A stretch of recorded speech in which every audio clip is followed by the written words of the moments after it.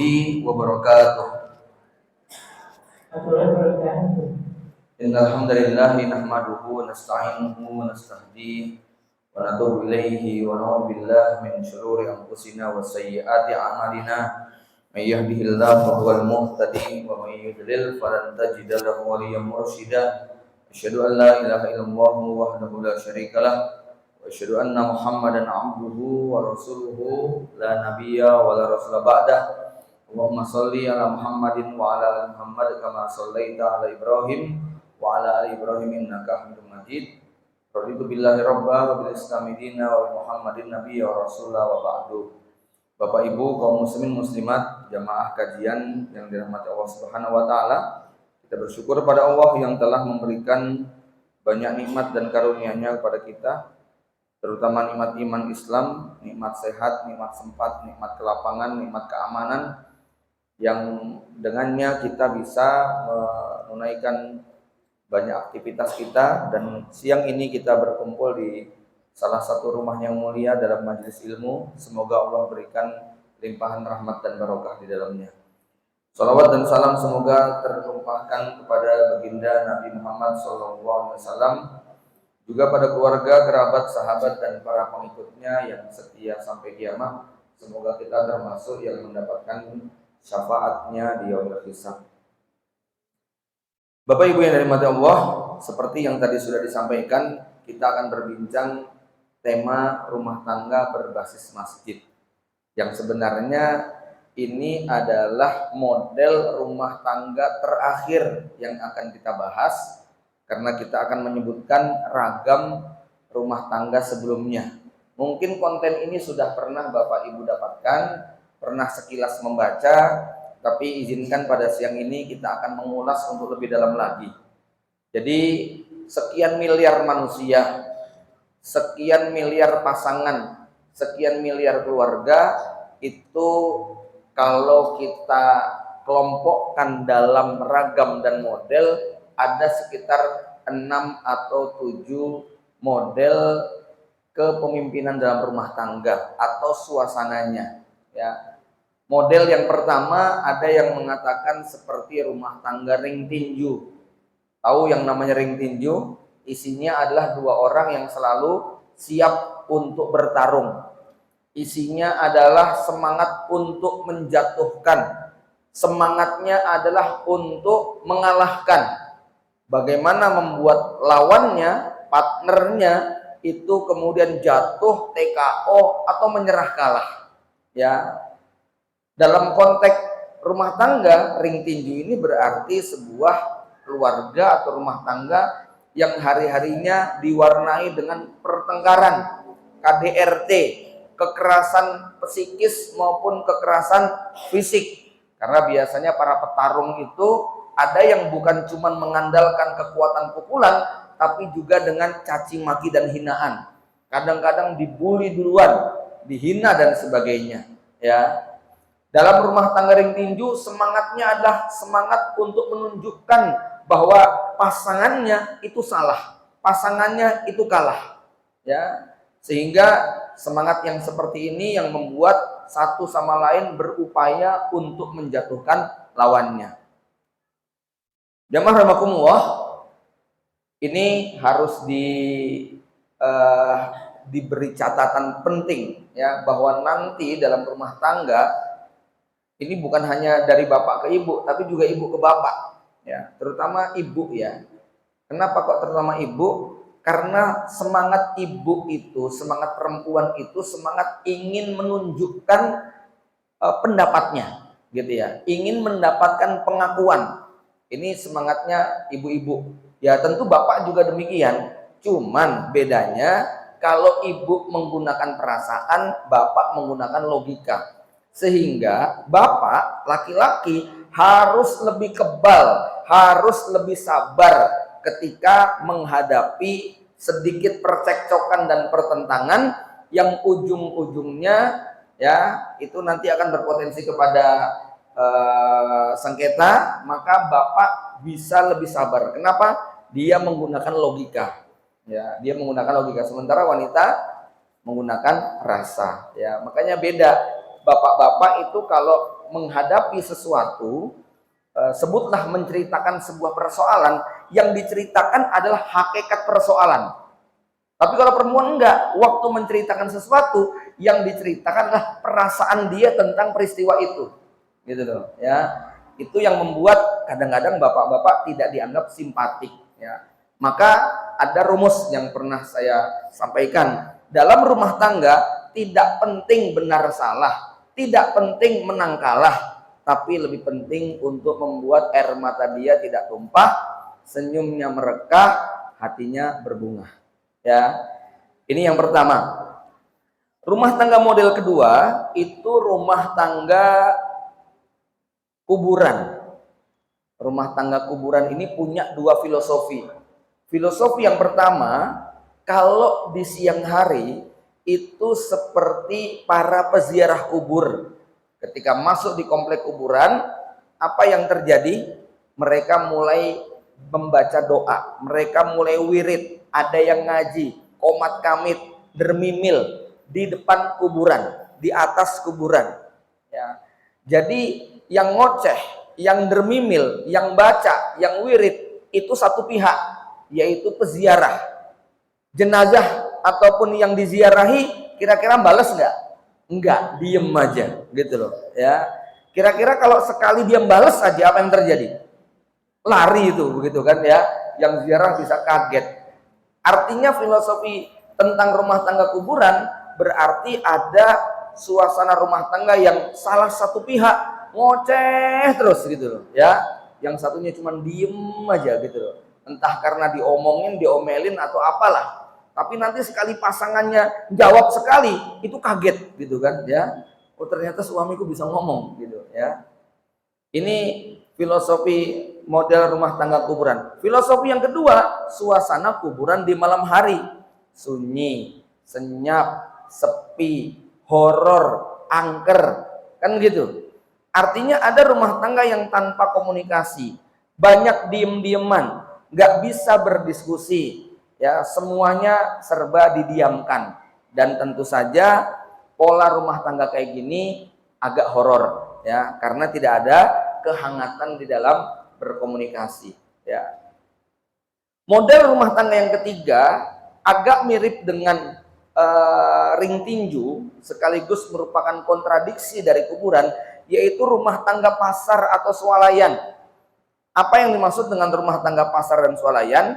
Yang namanya pasar, yang namanya swalayan itu mesti suasananya gaduh, heboh, ribut, ada orang yang teriak-teriak, tukang obat misalnya, ada yang saling tawar-menawar dengan suara tinggi, ya, ada keributan, yang ngamen lah, yang ngemis lah, pokoknya yang namanya pasar itu adalah suasana gaduh, suasana heboh, ya. Jadi kalau kita bawa pada konteks rumah tangga, berarti rumah tangganya adalah rumah tangga yang selalu penuh dengan kegaduhan, selalu penuh dengan teriakan, ya, suara yang tinggi, baik suami maupun istri maupun anak-anak, ya, adanya adalah omelan, marahan dan sebagainya, seperti lazimnya sebuah pasar yang tidak pernah sepi dari kegaduhan dan keributan. Tiap hari ada saja yang membuat suami terpancing emosinya untuk marah dan meninggikan suara, ya.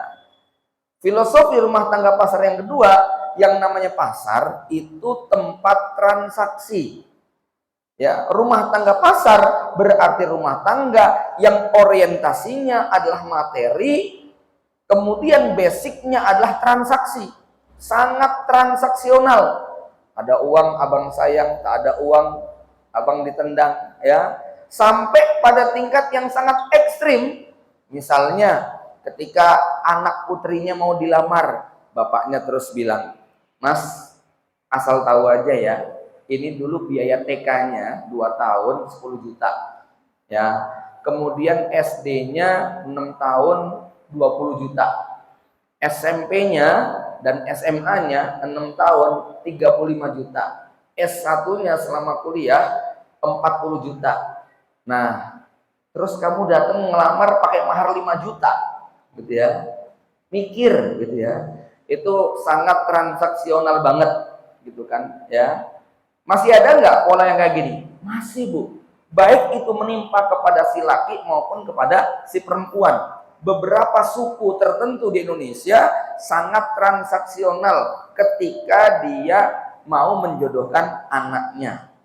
Ya, di salah satu suku di daerah Sumatera ada yang ketika anak laki-laki mau menikah, pihak calon mertua bertanya, "Saya beli atau gimana?" Kalau dibeli, berarti nanti si calon suami ketika sudah resmi, maka 2 atau 3 tahun tidak perlu bekerja, tidak perlu mencari nafkah, semua dipenuhi oleh keluarga istri. Itu nyata betul, karena beberapa kawan dan murid saya diperlakukan seperti itu. Tapi kalau tidak dibeli, ya sudah, berarti bebas. Apa resikonya kalau dibeli? Resikonya kalau nanti setelah berumah tangga, lalu sang suami bekerja, mencari nafkah, kaya raya, bisnisnya sukses, punya perusahaan, kok terjadi perceraian, maka sang suami harus pergi dari rumah itu hanya dengan baju yang melekat. Gak boleh bawa serupiah pun harta. Kira-kira gitu gambarannya. Karena dia selama sekian tahun sudah dibeli semuanya, maka ketika terjadi perpisahan tidak punya hak serupiah pun harta warisan. Ya. Atau rumah tangga pasar yang transaksional tapi kelihatannya halus. Misalnya seorang bapak dan ibu yang dia menafkahi, membiayai anaknya sekolah dengan tujuan nanti supaya anaknya pinter, bekerja di perusahaan, punya gaji besar, gantian transfer buat bapak dan ibunya. Ya, jangan punya mentalitas begitu. Walaupun kita harus mengajari anak berbakti, tapi ingat, definisi anak investasi itu jangan bayangkan seperti kebun, pabrik yang kemudian nanti ada royalti dan keuntungan tiap bulan. Bahwa anak kita kemudian menunjukkan baktinya, yaitu bonus tambahan, tapi jangan pernah diniatkan. Ya. Yang keempat, itu model rumah tangga hotel atau penginapan. Bapak Ibu tahu yang namanya hotel atau penginapan itu biasanya orang datang ke sana mau ngapain? Mau tidur, mau istirahat karena capek, ya. Rata-rata hotel itu tempat untuk menginap, tempat untuk beristirahat, ya. Lalu apa filosofi rumah tangga hotel? Berarti keluarga atau rumah tangga yang memang hanya menjadikan rumahnya sebagai tempat tidur saja. Suami datang karena kerja capek seharian, kemudian dia masuk ke rumahnya istirahat, ya, bangun, makan, minum, ngopi, setelah itu pergi lagi. Nanti kalau sudah capek, pulang lagi, ya, tidur, bangun, makan, ngopi, dan seterusnya, keluar lagi. Ya, ini rumah tangga hotel atau penginapan, menjadikan keluarga hanya sebagai tempat untuk peristirahatan. Ya.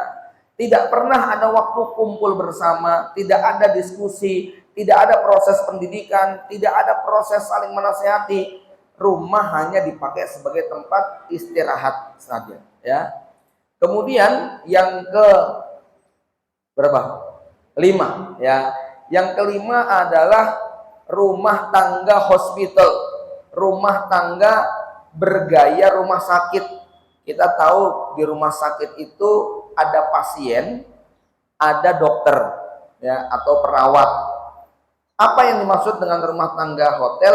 Rumah tangga hotel itu ada pihak yang maunya dirawat terus, nggak pernah mau ngerawat, ya, diperhatikan terus, nggak mau memperhatikan, ya, melayani, nggak pernah terlayani, ya. Entah siapa yang berperan sebagai dokternya, entah siapa yang berperan sebagai pasiennya, tapi yang jelas gaya rumah tangganya mirip seperti rumah sakit. Ada mungkin suaminya yang harus menjadi pelayan selama-lamanya, nggak pernah dilayani oleh istrinya, atau sebaliknya ada istri yang menjadi pelayan dan tidak pernah mendapatkan pelayanan apapun dari suaminya. 5 rumah tangga ini adalah tipe rumah tangga yang jauh dari ideal. Bukan rumah tangga idaman, bukan keluarga yang ingin kita bangun, kita tegakkan. Nah, ada yang keenam, yaitu rumah tangga madrasah. Ini rumah tangga yang agak lumayan. Ya, kenapa? Madrasah, sekolah, lembaga pendidikan, pesantren, itu di dalamnya ada proses tarbiyah wa ta'lim. Ada pendidikan dan pengajaran, ada proses asih, asuh, dan asah. Ada guru, ada murid, ada kepala sekolah, ada gurunya, ada muridnya. Ya, siapa kepala sekolahnya? Bapak. Ya, bapak adalah kepala sekolah, ibu adalah guru madrasah, al-ummu madrasatul ula. Ibu itu adalah madrasah, eksekutor pendidikan yang pertama. Bapak ini kepala sekolahnya yang mengkonsep, merancang, mendesain kurikulum, kegiatan belajar mengajar, dan semuanya. Ingat, bapak kepala sekolah, bukan penjaga sekolah yang hanya bertugas buka tutup pintu gerbang ketika pergi dan pulang. Ya. Sedangkan ibu adalah guru. Kalau diumpamakan di perusahaan, bapak itu adalah direktur, ibu adalah manajer. Tugas bapak adalah merancang bagaimana perusahaannya maju, tumbuh, dan berkembang. Tugas ibu adalah melaksanakan desain planning yang sudah dibuatkan oleh suami.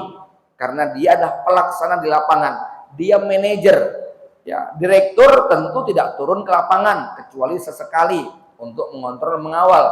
Siapa penanggung jawab di lapangan? Penanggung jawabnya adalah manajer, pelaksananya adalah para manajer. Maka ayah itu direktur, bunda itu adalah manajer. Tugasnya bunda melaksanakan program rencana yang sudah dibuat oleh Pak Direktur. Ya. Sang direktur hanya punya hanya punya kebolehan untuk melimpahkan kewenangan, tetapi tidak boleh melimpahkan tanggung jawab. Jadi mudahnya, kalau misalnya ada anak yang nggak naik kelas, anak yang mengalami kekerasan, ya memang gurunya yang berkewajiban mengingatkan, tapi orang tua akan minta pertanggungjawaban kepada siapa? Kepala sekolah sebagai pihak tertinggi. Dalam perusahaan juga begitu. Misalnya direktur ingin pergi ke luar negeri, lalu dia melimpahkan kewenangan untuk pembayaran dan keuangan kepada bendaharanya. Dia boleh melimpahkan itu. Kalau suatu hari ternyata sang bendahara khianat, dibawa pergi itu uang, maka dalam laporan akhir tahun, Pak Direktur nggak bisa ngomong begini sama komisarisnya. Maaf bapak-bapak, ini bendahara saya brengsek, dia bawa duit kabur. Jadi jangan salahin saya dong. Boleh nggak begitu? Nggak boleh. Tetap direkturnya bertanggung jawab. Maka kalau nanti terjadi apa-apa pada rumah tangganya, suami pergi, anak ternyata nggak keurus begini, begitu, dan sebagainya, nggak bisa suami mengatakan, wah ini yang nggak becus istri saya, nggak bisa didik anak, nggak bisa ngurus rumah, nggak bisa macem-macem. Ini bukan salah saya, tapi salah istri saya. Ini nggak boleh suami ngomong kayak gitu, ya. Ini istri saya nggak becus. Yang nggak becus itu bukan istri kamu. Yang nggak becus kamu nggak bisa cari istri yang baik. Tetap aja suami yang salah, Bu, gitu, ya. Maka dalam sekolah ada kurikulumnya, ada proses kenaikan kelas.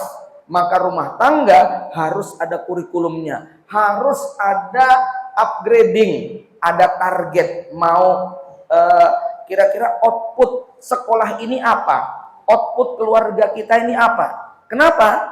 Ibarat sekolah itu kan ada sekolah pesantren, belajarnya ilmu agama. Kira-kira alumninya jadi apa, Bu? Ustadz, gitu kan? Jadi ulama, jadi mubalik. Ini ada sekolah STM. Kira-kira alumninya jadi apa? Kalau ini kampus, jurusan kedokteran, alumninya jadi apa? Jadi dokter. Sekolah sastra Inggris ataupun sejarah, lulusannya akan menjadi seperti kurikulumnya. Nah, masing-masing sekolah, masing-masing kampus itu punya kelebihan sendiri-sendiri. Begitu juga dalam rumah tangga, punya kelebihan sendiri-sendiri. Ada keluarga yang memang ditakdirkan Allah jadi keluarga ulama. Bapaknya kiai, ibunya bunyai, besannya Pak Kiai juga, maka mantunya ini juga calon kiai. Wajar kalau kemudian memang keluarga ini adalah keluarga kiai. Ada yang bapaknya politisi, bapaknya presiden, besannya gubernur, misalnya begitu. Mantunya wali kota misalnya. Itu bisa terjadi. Adik iparnya jadi apa, nanti sepupunya memang keluarga politisi, semacam itu. Ada juga yang bapaknya pedagang, besannya juga pedagang, anaknya memang pebisnis. Sehingga Bapak Ibu yang dirahmati Allah, dalam sebuah madrasah dia akan melahirkan output sesuai dengan judul sekolahnya. Kalau judul sekolahnya TK, outputnya apa kira-kira? Ya calon SD begitu kan? Nggak mungkin kita mengharapkan sekolah TK kok lulus jadi dokter misalnya. Walaupun anak-anaknya kalau ditanya kamu cita-cita jadi apa? Dokter gitu kan ya. Tapi kelulusannya tentu bukan dokter, wong dia masih jenjang TK. Ya.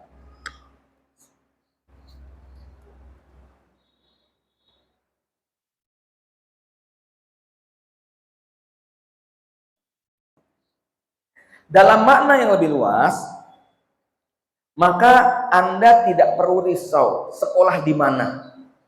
Anda tidak perlu minder. Wah, saya sekolahnya cuma pesantren. Oh, saya sekolahnya swasta. Oh, saya kuliahnya bukan favorit. Enggak. Kenapa? Karena siapapun di bidang apapun yang dia punya kontribusi terbesar, dia punya peran yang paling hebat, dia akan mendapatkan bayaran yang terbaik. Ingat, Allah tidak kekurangan cara untuk membuat kita kaya, untuk membuat kita mampu, untuk membuat kita bernilai dengan profesi apapun yang kita tekuni. Untuk jadi kaya tidak harus jadi dokter. Untuk jadi kaya tidak harus menjadi pemilik bisnis hotel perumahan. Ya, jual gorengan pun bisa jadi miliarder. Kan begitu, ya. Tukang pijet pun bisa jadi miliarder. Semuanya berpeluang. Kalau apa syaratnya? Syaratnya dia totalitas berkontribusi maksimal, mengambil peran terbanyak dalam bidang yang memang menjadi keahlian dia. Saya beri contoh dalam ilustrasi film. Bapak Ibu tahu, di dunia perfilman, artis atau aktor yang dibayar mahal itu bukan yang punya peran, bukan yang punya posisi dan kedudukan, tetapi aktor yang paling banyak berperan dan paling sering muncul di layar lebar. Ya. Contoh di film Dilan, itu yang dibayar mahal siapa? Bukan wali kotanya, ya, bukan bukan gubernur Jawa Baratnya. Karena apa? Nggak pernah muncul di film tersebut. Ya. Yang dibayar mahal siapa? Ya anak SMA-nya itu, yang cuman anak SMA, tapi karena film 70-80 menit kok wajah dia 60 menit muncul, maka dia yang dibayar mahal. Ya. Film tukang bubur naik haji misalnya, yang dibayar mahal siapa? Ya tukang buburnya, ya Pak RT-nya, Pak Lurahnya, Pak Camatnya, nggak dibayar mahal. Mungkin ada Pak Polisi, Pak Tentara yang beli bubur, tapi munculnya cuma sekali doang, cuma 2 menit, habis itu nggak pernah muncul lagi. Maka ini nggak akan dibayar. Yang dibayar adalah tukang buburnya, mungkin istrinya tukang bubur, karena muncul terus di layar kaca. Itu yang mendapat bayaran mahal. Maka Bapak Ibu yang dirahmati Allah, konsep rumah tangga madrasah mengajarkan kepada kita bahwa masing-masing kita punya kelebihan. Ya, apa yang bagus di madrasah sana belum tentu cocok di madrasah kita. Ibu ngelihat pondok pesantren tahfidzul Quran, alumninya suaranya merdu-merdu. Pengen nggak anak kita sekolah kayak begitu, lulus hafal Quran? Pengen, tapi ternyata anak kita nggak bakat. Anak kita senengnya main bola, anak kita senengnya olahraga, anak kita senengnya mekanik, anak kita senengnya traveling. Kita paksakan sekolah di sana, jadi nggak kira-kira? Bisa nggak jadi. Ya, sebaliknya mungkin fisik dia lemah, tapi otaknya cerdas. Dia nggak bisa bersaing untuk jadi pemain voli sebagaimana idola kebanyakan perempuan. tapi otak dia luar biasa, disekolahkan di situ ranking 1, menghafal Quran hanya butuh waktu 1 tahun misalnya, maka dia bisa sangat bernilai di situ. Nah, disinilah kita tidak perlu iri dengan rumah tangga orang yang di sana bagus, belum tentu cocok untuk kita. Ya, kan kadang-kadang kita nih menilai sebuah rezeki bukan berdasarkan yang kita rasakan, tapi yang kita lihat pada orang. Jadi betul Bu, ya kita tuh baru tahu tentang rezeki kalau sudah kehilangan. Ya. Pelukan yang hangat itu adanya bukan di pesta perkawinan, tapi adanya di bandara terminal internasional. Kenapa? Karena di situ ada perpisahan. Ya, doa khusyuk itu kadang-kadang bukan di masjid tempatnya, tapi di rumah sakit. Ya, ketika melihat keluarga dekatnya sudah sakarat, sudah dipindah berpulang tempat, begitu ya. Sebagaimana karangan bunga itu adanya bukan di pesta-pesta, adanya di kuburan. Ya, ketika meninggalkan jenazah yang terakhir kalinya. Ya, artinya apa? Orang baru bisa merasakan ketika sudah kehilangan. Ya, sehingga mari kita syukuri yang ada ini, tidak perlu iri dengan madrasahnya orang lain. Oke, ini 6 model rumah tangga. Apa loh nih Bu? Kira-kira masuk rumah tangga yang mana? Nah, sekarang kita akan membahas materi intinya sesuai dengan judul, yaitu model rumah tangga yang ke-7, rumah tangga berbasis masjid. Jemaah Bapak Ibu yang dirahmati Allah Subhanahu wa taala, ada apa dengan masjid? Masjid ini adalah tempat beribadah, khususnya ibadah sholat 5 waktu. Ya, masjid dipakai untuk sholat berjamaah, tetapi masjid juga dipakai buat beragam aktivitas kemasyarakatan. Sebagaimana praktek di zaman Rasulullah SAW, masjid dipakai untuk aktivitas politik. Masjid dipakai untuk mengatur prajurit, masjid dipakai untuk mengakadkan nikah, masjid dipakai buat pengajian, tablik akbar, kalau sekarang TPA, TPQ, kemudian kegiatan bakti sosial, bahkan masjid ada yang punya divisi ekonomi. Kita dengar Masjid Jogokarian, Al-Falah Sragen, Munjaran Pontianak, dan beberapa masjid yang bukan hanya memfungsikan masjidnya untuk sholat berjamaah, tapi melebar kepada aktivitas-aktivitas kehidupan sosial yang lebih luas. Jamaah Bapak Ibu yang dirahmati Allah, tapi kalau kita mau pahami hukum asalnya, maka hukum asal masjid adalah untuk sholat berjamaah. Karena masjid memang dibangun untuk kepentingan itu. Ya. Maka rumah tangga berbasis masjid ini ada 2 dimensi atau 2 konten yang akan kita bahas. Tapi yang bagian kedua kayaknya nggak mungkin cukup untuk kita bahas pada siang ini. Ya. Konten yang pertama yaitu tentang aktivitas sholat berjamaah. Nanti kita akan bahas filosofi sholat berjamaah dan aplikasinya dalam kehidupan rumah tangga. Yang kedua, dimensi yang kedua tentang manajemen ketakmiran masjid yang profesional. Jadi yang pertama adalah tentang sholat berjamaah, yang kedua tentang manajemen profesionalisme, ya, manajemen yang profesional dalam ketakmiran masjid. Ya. Sehingga masjid bukan hanya berfungsi sebagai tempat sholat, tapi juga fungsi-fungsi yang tadi sudah kita ceritakan. Bapak Ibu jamaah yang dirahmati Allah, yang pertama adalah masjid dari sisi sholat berjamaah. Tadi sudah saya sebutkan bahwa inti daripada masjid adalah sholat berjamaah. Maka dalam rumah tangga ada intinya. Apa inti dalam rumah tangga? Yaitu memberi nafkah kepada anak dan istri yang menjadi tanggung jawab suami. Itu inti aktivitas berumah tangga. 24 jam hidup kita maka didominasi oleh aktivitas kemampuan memberi nafkah lahir dan batin kepada istri. Ya, dan itu inti rumah tangga. Artinya inti bagaimana? kalau yang ini kemudian cedera, yang ini bermasalah, maka rumah tangga tadi berhak atau boleh dibubarkan. Ya, sedangkan aktivitas yang lain, keutamaan yang lain itu sifatnya tambahan. Ilustrasinya bagaimana? Masjid itu aktivitas intinya tadi apa? Sholat berjamaah. Kalau di sebuah masjid TPQ-nya makmur, TPA-nya penuh, tablik akbarnya tiap ahad 2-3 kali, kajiannya pagi, siang, malam, ada aktivitas bisnisnya, ada divisi amal sosialnya, tapi nggak ada sholat berjamaahnya. Kira-kira disebut masjid nggak ini, Bu? Enggak. Ya, ini bukan masjid namanya nih. Ini Islamic Center begitu kan ya.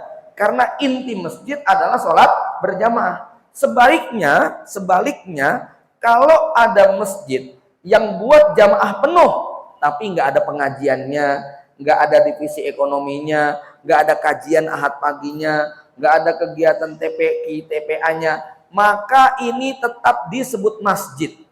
Kenapa? Karena aktivitas minimalisnya sudah terpenuhi. Begitulah dalam rumah tangga, aktivitas intinya adalah memberi nafkah. Adapun suami kok pinter, jadi ustadz, suaranya merdu, wawasannya luas, followernya jutaan, punya kemampuan yang macam-macam, itu tambahan. Tapi yang paling inti adalah suami memberi nafkah lahir dan batin kepada istri. Itu yang inti. Ya. Dengan kata lain, kalau ada suami ganteng, pinter, putih, followernya banyak, suaranya merdu, jago bela diri, jago apalagi ya, berbagai macam keahlian dia, tapi nggak pernah ngasih nafkah lahir batin. Kira-kira ini rumah tangga bukan, Bu? Bukan, gitu loh ya. Kenapa? Seorang istri nggak boleh minta cerai kepada suaminya gara-gara suaminya suaranya nggak merdu, wajahnya kurang glowing, ya. Kemudian nggak punya akun media sosial, nggak ada followernya, nggak punya keahlian bela diri, nggak jago main basket, nggak pinter futsal. Itu istri nggak boleh minta cerai gara-gara begitu, ya. Tapi istri berhak minta cerai ketika suaminya tidak memberi nafkah, baik lahir maupun batin. Kalau nafkah batin 4 bulan batas maksimalnya. 4 bulan suami tidak memberi tanpa alasan, istri boleh datang ke pengadilan agama untuk mengajukan cerai. Bagaimana kalau suami sakit? Kalau suami sakit, kalau di malam pertama terbukti suami tidak berfungsi dengan baik, maka istri boleh mengajukan cerai besok paginya, ya. Tapi kalau ketidakmampuan suami itu karena suatu sebab di tengah pernikahan, misalnya karena kecelakaan, karena cedera, karena sakit yang membuat tidak bisa menjalankan fungsinya sebagai laki-laki, oleh Umar bin Khattab diberi waktu 1 tahun berobat. 1 tahun berobat kok suaminya nggak sembuh, istri boleh bahagia, berhak untuk menentukan nasib dia, cerai atau bersabar dengan keadaan suaminya. Kalau nafkah lahir, yaitu tergantung situasi. Ada yang baru sebulan udah minta cerai, ada yang sudah 2 tahun dizolimi juga bertahan, bahkan ada yang 10 tahun nggak dinafkahi masih juga bertahan. Biasanya begitu. Nah, Bapak Ibu yang dirahmati Allah, dalam analisa dan survei kecil-kecilan yang saya lakukan dan saya baca, wanita secara umum ketika urusan nafkah batin dan lahirnya terpenuhi, nyaris dia tidak berpikir untuk minta cerai kepada suaminya, walaupun suaminya punya kelemahan kekurangan yang sangat banyak sekali. Bahkan walaupun suaminya sempat melakukan KDRT sama dia, asal nafkah lahir batin dicukupi, gitu ya. Tapi walaupun suaminya lemah lembut, tapi nggak pernah ngasih nafkah sama sekali, gitu ya. Kira-kira muncul nggak sisi kewanitaan Anda? Muncul. Kamu tuh suami loh mas, masa aku sing golek mangan, gitu ya. Mesti akan muncul kalimat-kalimat begitu untuk sekian waktu mendatang. Ya kalau bulan madu masih awal nikah itu nggak terasa, ya. tapi nanti lama-kelamaan pasti akan muncul semacam itu. Walaupun istrinya miliarder sekalipun. Kenapa? Ini bukan tentang istri punya duit atau tidak punya duit, tapi salah satu kebutuhan istri adalah dia merasa puas ketika diberi oleh suaminya. Ini sudah saya bilang harga mati lah, begitu ya. Saya dalam salah satu perjalanan tur Aqsa Mesir Jordan kemarin, ada di antara jamaah kami 2 orang perempuan, ya. Itu saya bingung, ini siapa? Saya tanya, ibu, ini putrinya, gitu kan? Ya, ibunya bilang enggak kok, ini temen, gitu loh, ya. Karena 2 orang kok runtang-runtung terus.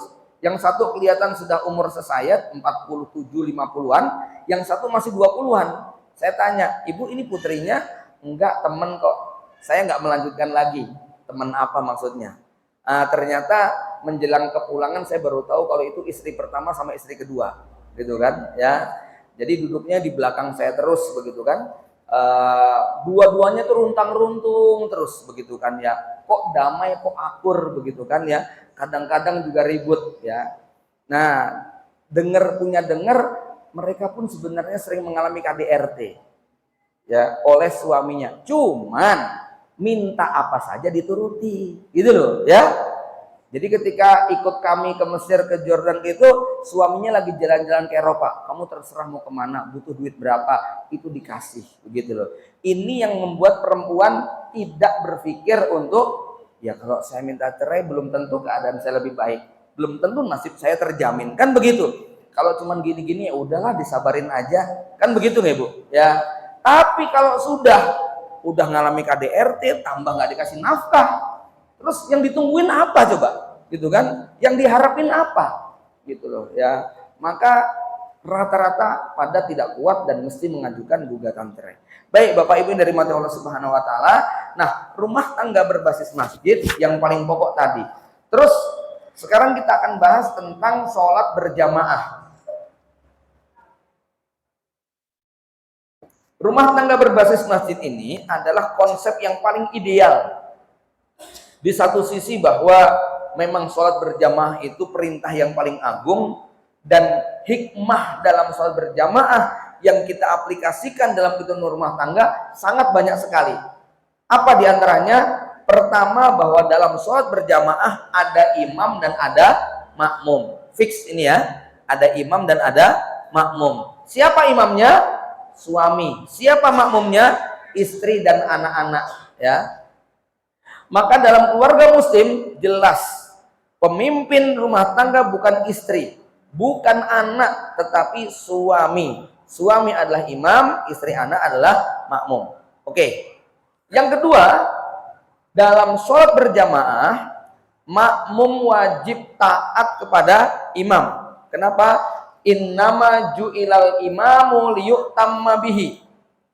Imam itu dibuat untuk ditaati, untuk diikuti. Fa idza sajada fasjudu wa idza raka'a farka'u, atau kama qala Nabi. Kalau imamnya ruku, makmumnya ruku, imamnya sujud, makmumnya sujud. Tidak peduli seperti apapun keadaan imam dan makmumnya. Imamnya cuma lulusan SD, makmumnya S1, S2, imamnya anak orang desa, miskin, nggak punya apa-apa, makmumnya anak pejabat, anak pengusaha, anak penguasa. Imamnya ya itu rakyat jelata, makmumnya jenderal, camat, lurah, gubernur, bahkan presiden. Maka imam ruku, makmum harus ruku. Terus dalam rumah tangga bagaimana? Seperti itu di dalam rumah tangga. Mungkin ada di antara ibu-ibu yang suaminya secara jenjang pendidikan lebih rendah dari jenengan, ya. Ada mungkin di antara jenengan yang suaminya lebih miskin, lebih sedikit penghasilannya daripada jenengan. Ada di antara jenengan yang suaminya lebih muda, ya, lebih kecil, secara fisik lebih kecil, secara usia lebih muda daripada jenengan. Tetapi karena jenengan makmum apa yang dilakukan imam, maka sami'na wa atokna. Siapa contoh rumah tangga ideal? Rasulullah Shallallahu Alaihi Wasallam. Ketika menikah dengan ibunda Khadijatul Kubra, maka mari kita lihat perbandingannya. Ibunda Khadijah secara usia lebih tua, secara harta lebih kaya, secara pengalaman rumah tangga jauh lebih tinggi daripada Rasulullah SAW. Rasulullah secara usia lebih muda, secara harta lebih sedikit, pengalaman rumah tangga nggak punya, ya, karena beliau adalah jejaka, sementara Khadijah adalah janda. Tetapi sejak diterimanya akad nikah, sejak qabiltu zawajaha, maka sejak akad nikah Ibunda Khadijah tidak pernah sekalipun membantah Rasulullah SAW, baik dalam kapasitas beliau sebagai suami maupun 15 tahun kemudian setelah diangkat menjadi nabi. Bahkan Ibunda Khadijah adalah wanita pertama yang menyatakan beriman kepada suaminya.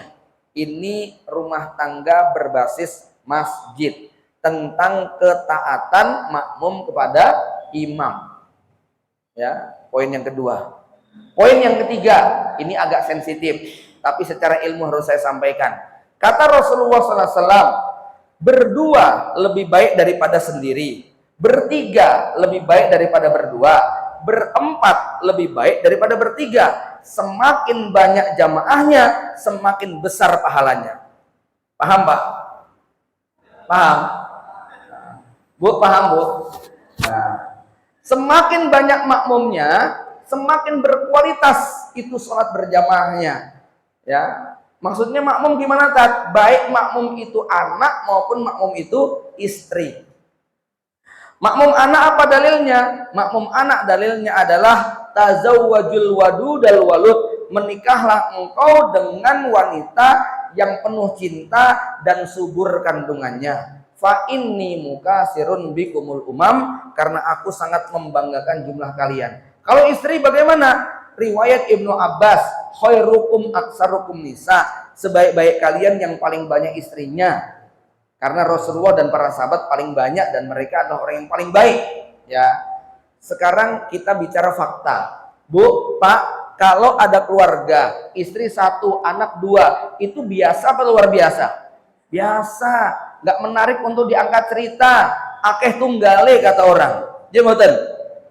Tapi ibu-ibu dengar ada seorang laki-laki istrinya 4, anaknya 48. Kira-kira yang di otak jenengan itu apa yang berkecamuk? Masya Allah, ini mesti bukan orang sembarangan. Ini kerjanya apa ya? Kan gitu tuh. Ya, rumahnya kayak apa besarnya ya? Jangan-jangan kayak pesantren, kos-kosan, ya. Terus gimana cara mengatur dan mengakrabkan istri-istrinya, gitu kan? Terus tarbiyah anaknya kayak apa ya? Terus cara dia untuk mengelola semua seperti apa? Mengatur waktunya pakai apa? Dulu mondoknya di mana sih? Dulu sekolahnya apa toh? Ini mesti berkecamuk gitu ya. Kalau kita melihat ada rumah tangga yang kayak gitu. Sama, masuk masjid yang jamaahnya kecil, sedikit biasa. Kita nggak heran. Masuk masjid, apa nih, Baitur Rahman ya? Baitur Rahman? Ibadur Rahman.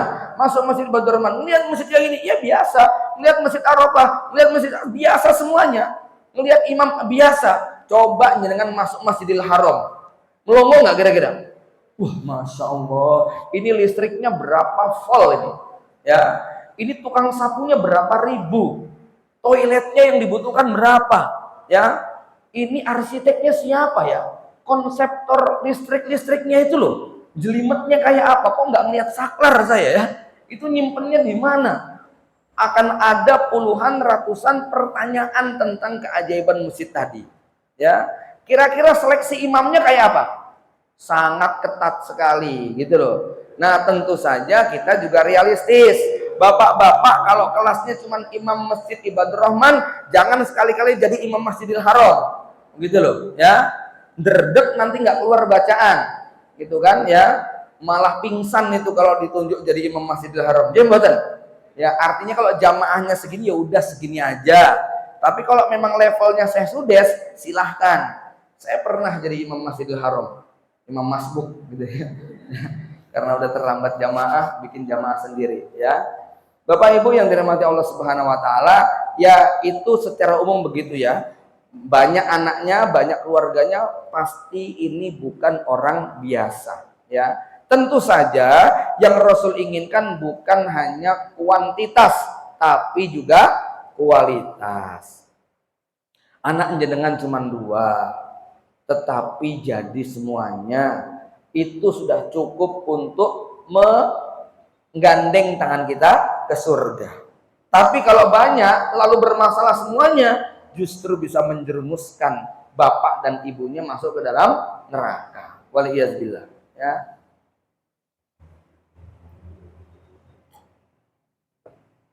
Yang keempat, 4 apa 3? 4 apa 5? Keempat ya. Dalam sholat berjamaah sangat mungkin yang namanya imam lupa, keliru, salah, ya.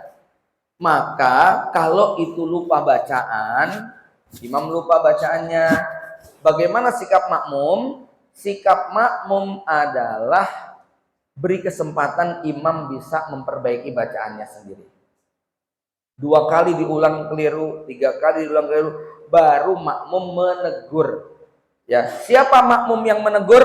Yang menegur adalah yang di belakang imam. Jangan sampai shaf nomor 12 teriak-teriak dari sana membetulkan bacaan imam. 1 nggak kedengeran, 2 teriakannya ganggu kiri kanan. Artinya, kalau ada istri yang pengen menegur suaminya, jangan teriak-teriak dari jauh, mendekat kepada suaminya, gitu kira-kira. Paham ya? Ya, ibu-ibu kalau mau manggil bapak-bapak, mau nyuruh bapak-bapak, jangan lagi posisi masak berdiri, suaminya di depan ruang tamu lagi baca koran atau nonton sesuatu, kita teriak-teriak dari situ. Ini di satu sisi nggak beradab, di sisi lain menyakiti hati suami. Tapi beda kalau jenengan kemudian mendekat, suami duduk, posisi jenengan itu bersimpuh sambil ditepuk suami yang lagi megang HP, bibi, itu matanya suami gampang untuk nengok ke bawah. Tapi kalau suami lagi megang HP, jenengan teriak-teriak di sana di dapur begitu, dia gengsi untuk melepas yang sedang dia pegang. Ya, maka adabnya yang menegur adalah yang ada di belakang imam. Dia tidak perlu bersuara kencang, tetapi bisa terdengar oleh imamnya. Kemudian yang kelima, imam itu kalau salah, ya, maka makmum menegurnya. Bagaimana cara menegurnya? Imam misalnya rokaat kedua harusnya duduk tahiyat, imamnya bablas. Apa yang dilakukan oleh makmum? Menegur dengan kalimat subhanallah, subhanallah. Maka nanti imam sadar bahwa itu keliru. Ini pula yang harus dilakukan oleh makmum ketika melihat imamnya salah. Ibu tahu suaminya melanggar, suaminya keliru. Coba boleh nggak makmum sholat, tahu imamnya salah, negurnya teriak-teriak. Imamnya berdiri, makmumnya bilang, weh, salah, keliru, duduk yang benar, gitu ya. Nggak boleh. Negurnya dengan subhanallah. Artinya apa? Seorang istri menegur suaminya dengan mengingatkan nama Allah Subhanahu wa taala.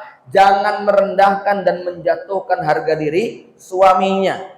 Suami sangat pantang ditegur di depan umum. Kalau ada laki-laki ditegur istrinya di depan banyak orang, pilihan laki-laki cuma 2, dia ngelawan atau dia lari meninggalkan, ya.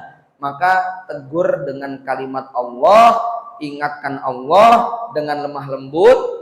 Maka suami taruh saat itu belum bisa nerima, tapi dia tetap terkesan dengan sikap sopan Anda. Ya. Yang keberapa tadi? 5, ya. Yang keenam, sangat mungkin seorang imam ketika dia keliru tapi sudah terlanjur, sudah bablas, misalnya ya, seorang imam pada rakaat keempat harusnya tahiyat, ternyata dia berdiri lagi ke rakaat kelima. Dalam kitab fikih, kalau seorang imam itu terlanjur berdiri tapi posisinya belum sempurna, misalnya baru Allahu Akbar, kok makmum langsung teriak subhanallah, subhanallah, subhanallah, imam boleh langsung duduk, ya. Tapi kalau seandainya sudah berdiri sempurna, sedekap menghadap kiblat, posisi kepala sudah menghadap ke lantai, kemudian dia bilang Allahu Akbar, lalu makmumnya subhanallah, subhanallah, subhanallah, maka imam yang sudah di posisi sempurna di gerakan berikutnya tidak boleh mundur pada gerakan sebelumnya. Paham ini? Artinya apa? Ya, dalam posisi seperti itu, makmum nggak boleh memaksa imam. Makmum nggak boleh ngambek, imam ngeyel, wong tahiyat kok malah berdiri lagi. Ya, aku ragelem, aku tak tahiyat dewe, gitu ya. Nah itu nggak boleh. Makmum tetap harus 5 rakaat, nanti aja sujud sahwi. Paham ini? Ya, jangan makmum kemudian sholat sendirian. Dia tetap harus bersama imam. Imamnya salah, ya nggak apa-apa.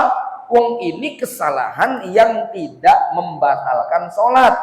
Ya, maka dalam kehidupan rumah tangga kadang-kadang ada keputusan suami, ada kebijakan suami yang keliru, udah terlanjur, nggak bisa mundur lagi, maka istri tetap taat walaupun jengkel. Ya, istri tetap harus ikut suami walaupun suami keliru, gitu ya. Memang adabnya seperti itu, selama kekeliruannya tidak membatalkan dia jadi suami. Ya, kalau kekeliruannya sudah sampai pada level membatalkan, baru istri boleh kabur cari imam yang lain, begitu loh. Ya, misalnya apa? Imam keliru, sholat maghrib kok 6 rakaat, sholat isya kok 8 rakaat. Ini sudah bukan keliru lagi, ini sudah nggak waras, gitu loh. Ini sudah di luar batas toleransi. Misalnya tadi istri sudah KDRT, nggak dinafkahi, dia berhak untuk mengundurkan diri dari makmum karena dia sudah perbuatan imam yang membatalkan. Udah jelas imamnya itu kentut 3 kali keras kok nggak mundur-mundur, gitu loh ya. Ini makmumnya kudu dorong imam yang lain untuk maju, gitu loh ya. Imam yang di depan didorong, dikeluarkan, begitu. Nek jenengan sudah kayak begitu ya, boleh posisinya apa? Ganti imam. Bapak Ibu dari mata Allah.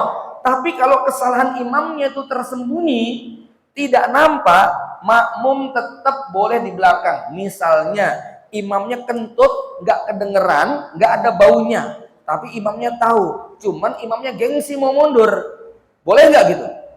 Boleh saja. Imamnya batal, makmumnya batal apa tidak? Nggak batal, karena makmum nggak tahu itu dosanya imam, yang nanggung imam, makmum tidak tanggung jawab.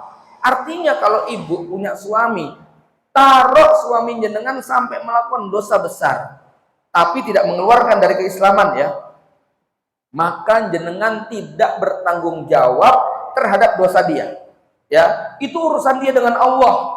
Jenengan tidak dituntut atas kesalahan suami, jenengan tetap berpahala sebagaimana pahalanya ibunda Asiyah yang menikah dengan Fir'aun.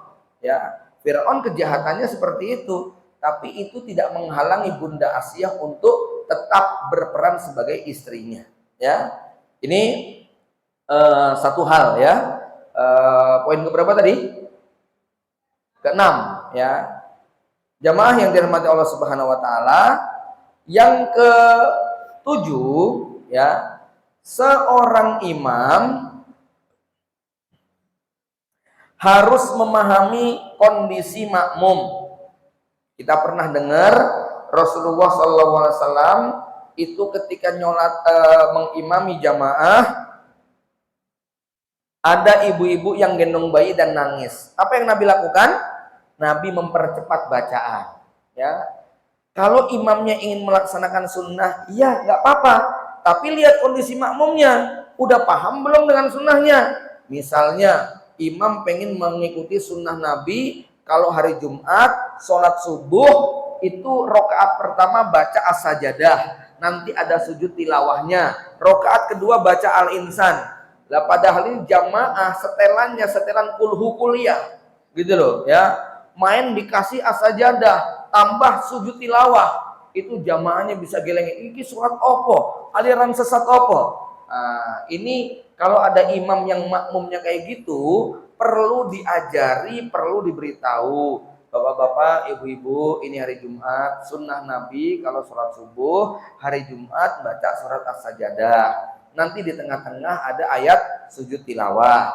Nanti saya takbir sujud, tidak ruku, tapi belum dihitung 1 rakaat, itu dikasih tahu dulu sehingga makmumnya tidak kaget. Sama, mungkin ada suami istri yang awam atau boleh disebut agak jahiliyah. Suaminya tahu-tahu hijrah, tobat.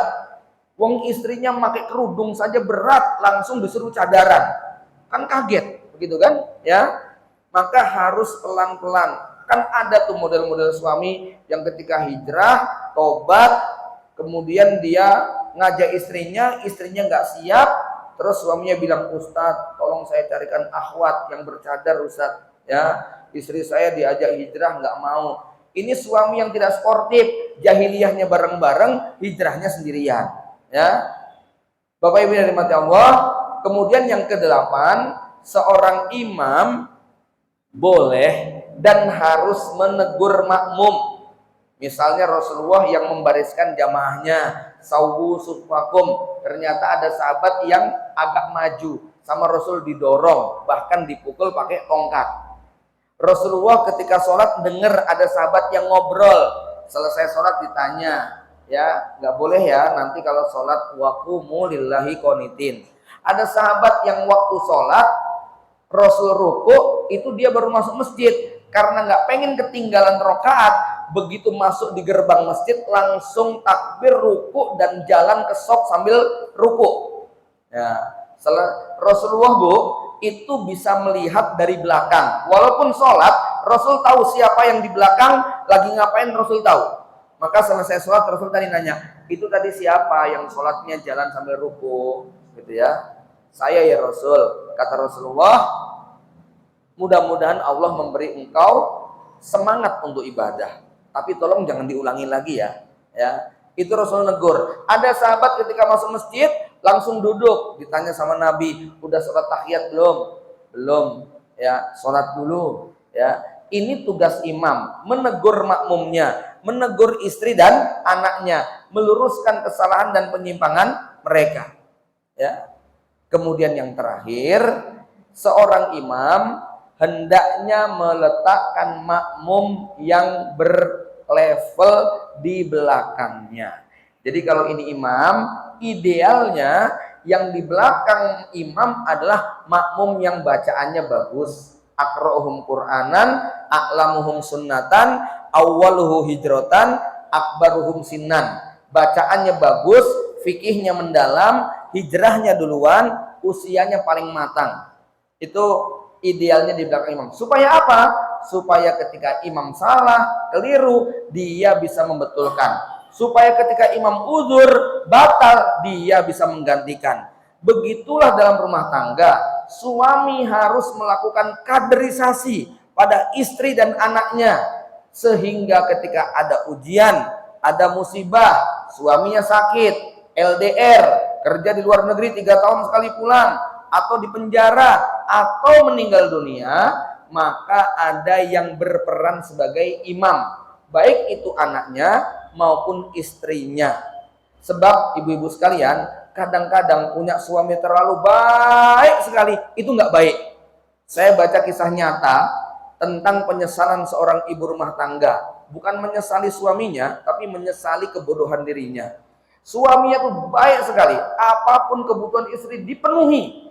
Istrinya S2, dia cerita kepada teman-temannya bahwa dia nggak kerja, nggak apa-apa, dia bangga jadi ibu rumah tangga. Ketika sama teman-temannya kemudian ditanya begini begitu, dia cerita tentang suaminya. Lah saya mau ngapain kerja? Wong suami saya sudah memenuhi begini begitu dan semua dicukupi. Sampai teman-temannya iri karena dia punya suami kok baiknya bukan main. Tapi suatu hari ujian Allah datang. Bapak ibunya akhwat ini meninggal dunia. Dia sangat berduka, tapi dia merasa nggak apa-apa deh masih ada suaminya. Qadarullah, suaminya usianya nggak nyampe 40, kena serangan jantung dan meninggal dunia. Ibu rumah tangga ini stres berat. Dia merasa tempat bersandarnya telah roboh. 2 bulan mengurung diri dalam kamar, nggak keluar. 4 bulan belum bisa move on. Anak-anaknya keleleran, gak keurus makanan, sekolahnya, mandinya, dan lain sebagainya. Dan si ibu itu gak pernah ngerti gimana cara masang tabung gas, gak ngerti bagaimana kalau token listrik habis, gak ngerti bagaimana kalau ada tagihan, ternyata cicilan rumah, cicilan ini, SPP anak, dia blas gak ngerti sama sekali. Tagihan itu numpuk di meja kerja suaminya, dan ibu ini kelimpungan, jual satu persatu, dan dia nggak move on sampai hampir 2 tahun. Ya, maka Bu, punya suami terlalu baik itu nggak baik. Gitu. Pak, jangan terlalu baik-baik sama istri. Ya, perlu dikasih pelajaran, perlu dikasih latihan, perlu ditinggal, perlu dibuat mandiri. Kita pengen seperti cerita salaf, ada seorang suami meninggal dunia, lalu kerabat-kerabatnya datang berbelasungkawa. Si Ahwat mendengar bahwa kerabat-kerabatnya pada ngeremengin dia. Kasihan ya, anaknya masih kecil-kecil, ntar gimana sekolahnya dan sebagainya. Subhanallah, si ibu yang kehilangan suami ini dengan tegar kemudian mengatakan begini, memecah keheningan, dia mengatakan, araftuhu akalan walaysa razzaqan fa idza zahabal akal fa baqiyar razzaq. Yang aku tahu, suamiku pemakan rezeki, bukan pemberi rezeki. Kalau sang pemakan rezeki telah pergi, yang tersisa adalah Allah pemberi rezeki. Wah, Masya Allah, ini berarti tarbiyah suaminya jalan, Bu, begitu loh. Maka sekali lagi, terlalu baik itu nggak baik. Jadi mas-mas yang belum menikah, misalnya ngelamar Ahwat, terus ditolak, ketika ditanya, kenapa kamu nolak aku? Terus Ahwatnya ngomong begini, kamu terlalu baik buat aku. Itu jelek maksudnya gitu ya.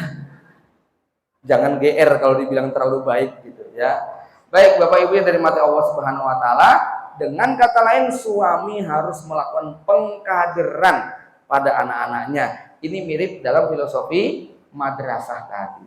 Demikian Bapak Ibu yang dari mati Allah, kajian yang dapat saya sampaikan mudah-mudahan bermanfaat. Waktu saya kembalikan dulu kepada moderator. Assalamualaikum warahmatullahi wabarakatuh. Waalaikumsalam warahmatullahi wabarakatuh. Syukur jazakallahu khairan katsiran Ustaz atas waktu dan ilmunya yang sudah disampaikan untuk kita semua.